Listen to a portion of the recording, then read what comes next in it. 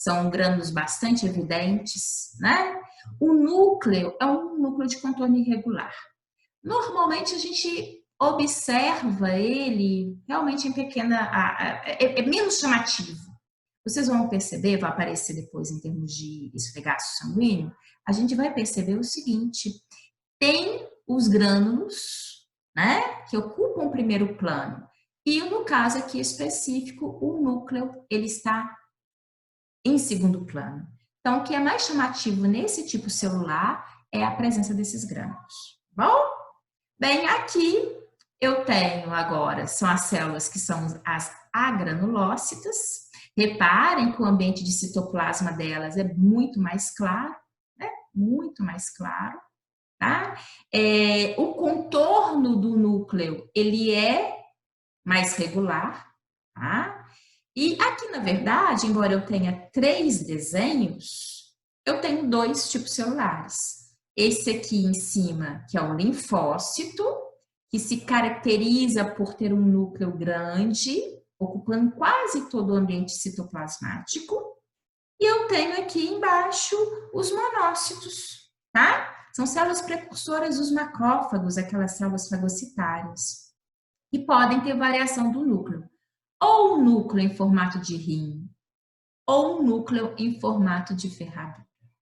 Bom, eu quero aproveitar, gente, porque eu coloquei lá para vocês, em termos de atividade a ser entregue, um quadro.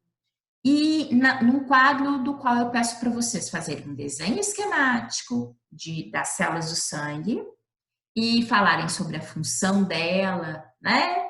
E características. Então, na verdade, o que eu quero é que vocês façam um desenho, por exemplo, de uma hemácia e também dos leucócitos, né? Então, isso daqui, esse slide que vocês estão vendo, ele tem que estar, né? Essas imagens são as células das quais vocês vão fazer parte daquela atividade que eu pedi para vocês, tá bom?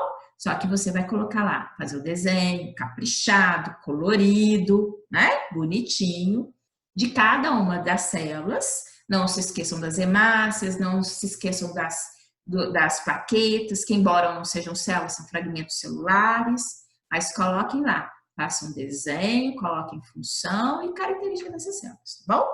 Eu estou só aproveitando a atenção de vocês aqui, porque eu sei que é dúvida, eu já recebi perguntas, né? Não só para vocês, de fato, poderem acompanhar, tá bom? Agora, o que eu faço? Eu apresento, porque eu gosto primeiro, nesse slide, que vocês tenham uma noção do conjunto, né? Opa, perdão.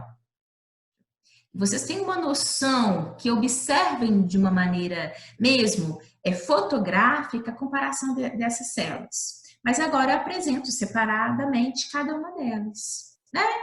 Olhem só, de uma maneira geral, como eu falei com vocês, as consideradas granulócitas são os neutrófilos, eosinófilos e os basófilos, tá? Na hora que a gente fala polimorfonucleares, é porque eles podem realmente apresentar um formato variado. Por quê? Podem apresentar de 2 a 5 lóbulos no núcleo, tá bom? Bem, como eu falei com vocês, é característico de todos esses granulócitos terem um núcleo irregular e apresentarem um citoplasma com grânulos. Eles apresentam tanto grânulos considerados específicos como os grânulos azurófilos, tá bom?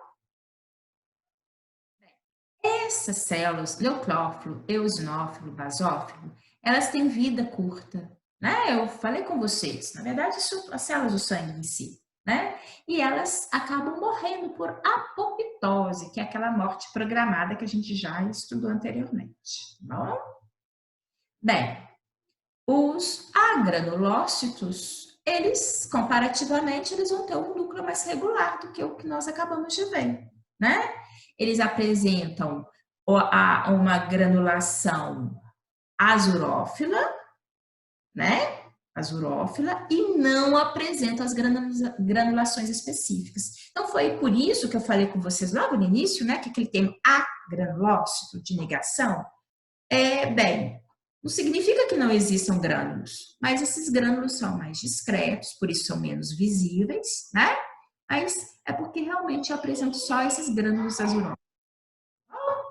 Como exemplos, nós vimos, são os linfócitos e os monócitos. Os leucócitos, eles saem dos vasos sanguíneos, né? Reparem que quando eu apresentei a hemácia, eu falei com vocês que a hemácia ela não tem essa característica. Ela se mantém dentro do vaso sanguíneo. No caso específico dos leucócitos, não. Como eles têm a função de defesa, eles saem dos vasos, tá? Com um processo denominado de diapedese, tá bom? E eles vão passar justamente entre as células endoteliais, que compõem, né, aquela constituição histológica dos nossos vasos sanguíneos. Tá bom? Logicamente, infelizmente, na nossa vida, nós temos a situação de saúde, de normalidade, mas nós também temos a característica de alterações. E aqui eu apresento a vocês. A leucocitose é um termo do qual nós utilizamos para indicar o aumento da quantidade de leucócitos, tá? Reparem aqui nessa imagem, nós temos aqui no esfregaço, uma grande quantidade, né, enorme aqui, ó, todas essas células maiores, né, são células que são os leucócitos, tá bom? E isso, obviamente, atrapalha, interfere na viscosidade sanguínea. Essas células não aparecem em maior quantidade à toa, é indicativo, né, com certeza de algum processo infeccioso, inflamatório. Bem, agora nós também temos o extremo contrário, que é a leucopenia, que é a diminuição da quantidade de leucócitos. Reparem aqui neste esfregaço, vocês estão observando quase que exclusivamente hemácias. Eu tenho um leucócito aqui e outro acolá, tá? Isso também é importante ser destacado, porque se a pessoa tem diminuição da quantidade de células de defesa, ela está vulnerável, né? Então, são situações que são observadas na clínica e ali em termos, na hora que tem uma análise, né, que faz um hemograma, que faz a contagem, né, de leucócitos, reparem no exame sanguíneo seu, né? Vem ali toda a contagem, vem do lado, é fácil de analisar porque vem do lado a quantidade esperada, né? O valor limítrofe máximo e mínimo dos leucócitos, e é um indicativo muito importante para nós, para avaliar a saúde daquele indivíduo, né? Que às vezes ele possa, às vezes, até não apresentar algum tipo específico de sintoma, mas poder ter variação das células do sangue, das células de defesa, que venham poder ser indicativos de processos internos, tá bom? Aqui no caso, justamente para mostrar a vocês a participação deles em relação em relação a esse processo de defesa, tá? Opa, perdão. Olhem só, aqui inclusive essa representação, ela nos lembra aquele primeiro desenho que eu apresentei para vocês no iniciozinho dessa aula, né? Quando eu tenho uma interrupção do meu tecido, seja ele por qual motivo for, eu lesiono o meu tecido, eu interfiro na vascularização, e aí eu tenho recrutamento desses leucócitos, agora vocês já sabem quais são, né? Para aquele ambiente tecidual. E que, na verdade, como eu falei com vocês, esses leucócitos saem entre... a gente acabou de me avisar que dentro de 10 minutos vai cair de novo, tá bom? Ok. Olhem só, esses leucócitos vão sair entre os espaços das celulares, né? Entre as células endoteliais, e vão de apedese atingir aquele ambiente agredido. Bom, olhem só, a gente coloca aqui as etapas do processo inflamatório, onde eu tenho a saída desse leucócito, né? Mas como que esse leucócito, na verdade, vai sair desse ambiente vascular? Reparem nesse desenho, aqui o autor está representando para a gente a parte tecidual do vaso sanguíneo. E aí, esse leucócito, eu já falei com vocês no início, ele vai ser recrutado, porque esse ambiente onde houve agressão, eu tenho substâncias químicas como histamina, prostaglandinas, né? Que vão recrutar, é como se literalmente chamasse células de defesa, né? Então, essa célula de defesa que é o leucócito, ele vai sofrer o processo que a gente chama de marginação, ou seja, ele vai margear a parede do vaso sanguíneo, vai promover o rolamento, tá? E aí ele vai transmigrar, vai passar por entre as células endoteliais e agora sim poder agir frente ao ambiente que foi agredido. Bom?